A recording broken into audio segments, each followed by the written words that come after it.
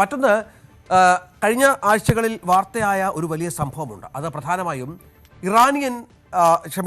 ചില ഭീഷണികൾ കൊണ്ട് ഖത്തർ അമേരിക്കൻ പ്രസിഡന്റിന് നൽകിയ വിമാനം മാറി സ്വന്തം എയർഫോഴ്സ് വൺ, അമേരിക്കയുടെ സ്വന്തം എയർഫോഴ്സ് വണ്ണിൽ യാത്ര ചെയ്യാനായി ട്രംപ് ശ്രമിച്ചു എന്നുള്ളതാണ്. എന്തുകൊണ്ടാണ് അത് സംഭവിച്ചത് എന്നുള്ളത് വലിയ തോതിൽ ആഗോളതലത്തിൽ ചർച്ചയാവുകയും മറ്റും ചെയ്തിരുന്നു. അവിടെയാണ് ഇപ്പോൾ ഒരു വാർത്ത പുറത്തു വരുന്നത്, ഒരു വിവരം പുറത്തു വരുന്നത്. ഇറാനിയൻ പ്രോക്സി ഗ്രൂപ്പുകളുടെ മിസൈൽ ഭീഷണി ട്രംപിനെ സംബന്ധിച്ചിടത്തോളം ഉണ്ടായിരുന്നു എന്നുള്ളത്. 4000 കോടി വരുന്ന സൂപ്പർ പ്ലെയിൻ ഉപേക്ഷിച്ച് ട്രംപ് പഴയ പ്ലെയിനിലേക്ക്, എയർഫോഴ്സ് വണ്ണിലേക്ക് മാറുന്ന പശ്ചാത്തലം ഒരുങ്ങിയത് അങ്ങനെയാണ്. അതായത് തുർക്കിയിലെ അങ്കാറയിൽ ഈ മാസം ആദ്യം നടന്ന നാറ്റോ ഉച്ചകോടി കഴിഞ്ഞ് മടങ്ങുമ്പോഴാണ് ഈ സംഭവം ഉണ്ടായത്.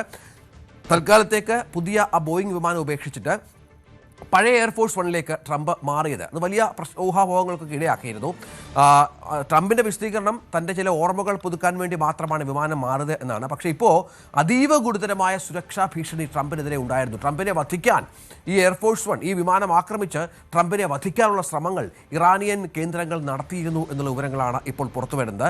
അതുകൊണ്ടാണ് ഇന്റലിജൻസ് മുന്നറിയിപ്പിനെ തുടർന്നാണ് വിമാനം മാറിയത്. കാരണം ഈ പുതിയ വിമാനത്തിന് പഴയ എയർഫോഴ്സ് വൺ പോലെയുള്ള സാങ്കേതിക തികവില്ല, പ്രതിരോധ ശേഷിയില്ല, മിസൈലുകൾ തടുക്കാനുള്ള കഴിവില്ല. അതുകൊണ്ടാണ് ഇത്തരത്തിലൊരു മാറ്റം എന്നാണ് മനസ്സിലാക്കേണ്ടത്. അജയ്, ഇതൊരു പ്രധാനപ്പെട്ട ഗൗരവതരമായ വിഷയമായി ഒരുപക്ഷെ അമേരിക്കയ്ക്ക് നാണക്കേടുണ്ടാക്കിയ ഒരു സംഭവമായൊക്കെ മാറിയിരുന്നു. ഇതിൻ്റെ വിശദാംശങ്ങൾ പുറത്തു വരുമ്പോൾ ട്രംപിനെ വധിക്കാനുള്ള ശ്രമം, അതിൻ്റെ പശ്ചാത്തലത്തിലാണ് ഈ മാറ്റമെന്നാണ് ഇപ്പോൾ മനസ്സിലാക്കേണ്ടത്. ഇപ്പോൾ അത്തരം ചില വിവരങ്ങൾ പുറത്തു വരുന്നുണ്ട്. എന്നാൽ ഇറാന്റെ പ്രോക്സി ഗ്രൂപ്പുകൾ ആരുടെ ഭാഗത്തു നിന്നാണ് ഇത്തരമൊരു ഭീഷണി ഉണ്ടായിരുന്നത് എന്നത് നിലവിൽ US-ന്റെ ഭാഗത്ത് നിന്ന് വ്യക്തമാക്കിയിട്ടില്ല.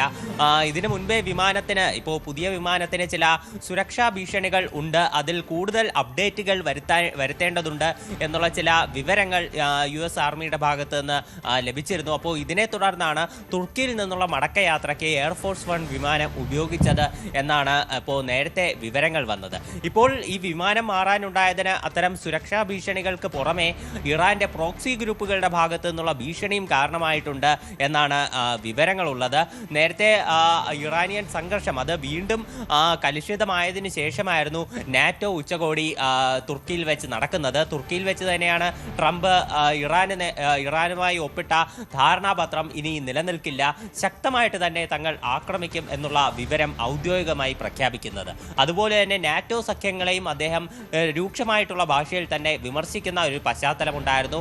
അതിനുശേഷം ട്രംപ് ആ നാറ്റോ ഉച്ചകോടിയിൽ പറഞ്ഞ കാര്യങ്ങൾ തന്നെയായിരുന്നു എല്ലാ മാധ്യമങ്ങളുടെയും തലക്കെട്ടുകൾ. ഇറാനും ഇതിനെ വളരെ ശ്രദ്ധാപൂർവമായിരുന്നു വീക്ഷിച്ചിരുന്നത്. ആ സമയത്ത് തന്നെയാണ് ഇത്തരമൊരു ഭീഷണികൾ ട്രംപിനെതിരെ ഉള്ളതായിട്ടുള്ള രഹസ്യ വിവരങ്ങൾ പുറത്തു വരുന്നത്. പക്ഷേ ഇത് ഏത് പ്രോക്സി ഗ്രൂപ്പാണ് എന്നതിനെ സംബന്ധിച്ചുള്ള വിവരങ്ങളൊന്നും ലഭ്യമല്ല. അപ്പോൾ ഇത്തരത്തിൽ ട്രംപിൻ്റെ ആ പുതിയ തീരുമാനവും പുതിയ ഭീഷണികളെയും തുടർന്ന് പുതിയ ഭീഷണികൾ ട്രംപിനെതിരെ ഉടലെടുക്കുന്നു. അപ്പോൾ അതിനെ തുടർന്ന് CIA-യുടെ കൂടി ഒരു നിർദ്ദേശപ്രകാരമാണ് ട്രംപ് എയർഫോഴ്സ് വൺ വിമാനത്തിലേക്ക് മടങ്ങിയത് എന്നുള്ള വാർത്തകളാണ് നിലവിൽ വരുന്നത്. എന്നാലും പുതിയ വിമാനം അദ്ദേഹം ഉപേക്ഷിച്ചിട്ടില്ല. അതിൽ ചില സാങ്കേതിക മാറ്റങ്ങൾ വരുത്താനായിട്ട് ഇപ്പോൾ അമേരിക്കയിൽ ശ്രമങ്ങൾ നടത്തുന്നുണ്ട്. അതിനുശേഷം ഒരു പൂർണ്ണമായിട്ടുള്ള ഒരു രീതിയിൽ തന്നെ ഈ വിമാനത്തിനെ ഉപയോഗിക്കാൻ തന്നെയാണ് പ്രസിഡന്റിന്റെ തീരുമാനം. അതാണ് വിവരം. പ്രതിരോധ ശേഷിയിലെ പരിമിതിയും സാങ്കേതിക വ്യത്യാസങ്ങളും പുതിയ വിമാനത്തിന് പകരമായി പഴയ എയർഫോഴ്സ് വൺ വിമാനം തിരഞ്ഞെടുക്കാൻ പ്രധാന കാരണമായി മാറുകയായിരുന്നു. സമാനതകളില്ലാത്ത സൈനിക പ്രതിരോധ ശേഷിയാണ് അമേരിക്കൻ പ്രസിഡന്റുമാർ ഉപയോഗിക്കുന്ന എയർഫോഴ്സ് വണ്ണിലുള്ളത്.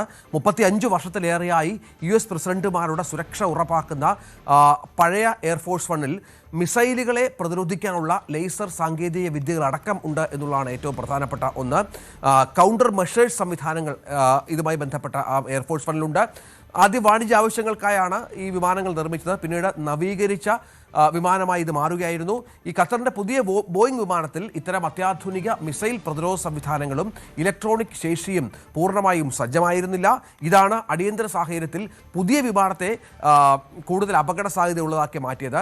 അങ്ങനെയാണ് ട്രംപ് പുതിയ വിമാനം മാറ്റി പഴയ എയർഫോഴ്സ് വണ്ണിലേക്ക് തിരിക്കാൻ തയ്യാറായത്. ബ്രിട്ടനിലെ RAF മിൻഹാൾ വ്യോമസേനാ താവളത്തിലേക്ക് അങ്ങനെ പഴയ വിമാനത്തിൽ, പഴയ എയർഫോഴ്സ് വിമാനത്തിൽ ട്രംപ് പറക്കുന്ന പശ്ചാത്തലം ഉണ്ടാവുകയായിരുന്നു. ഏതായാലും US സൈനികർക്ക് പ്രദർശിപ്പിക്കാനാണ് പുതിയ വിമാനം അയച്ചതെന്നൊക്കെയാണ് ട്രംപ് ട്രൂത്ത് സോഷ്യലിലും മറ്റും കുറിച്ചിരുന്നത്. പക്ഷേ ഇത്തരത്തിലൊരു കാര്യങ്ങൾ പുറത്തു വരുന്നത് താൻ സഞ്ചരിച്ചിരുന്നത് അപകടകരമായ ഫ്ലൈറ്റിലായിരുന്നു എന്നൊക്കെയാണ് ട്രംപ് പിന്നീട് പരോക്ഷമായി സമ്മതിച്ചത്. കൂടുതൽ വാർത്തകൾക്ക് News 18 Keralam YouTube channel subscribe ചെയ്യുക.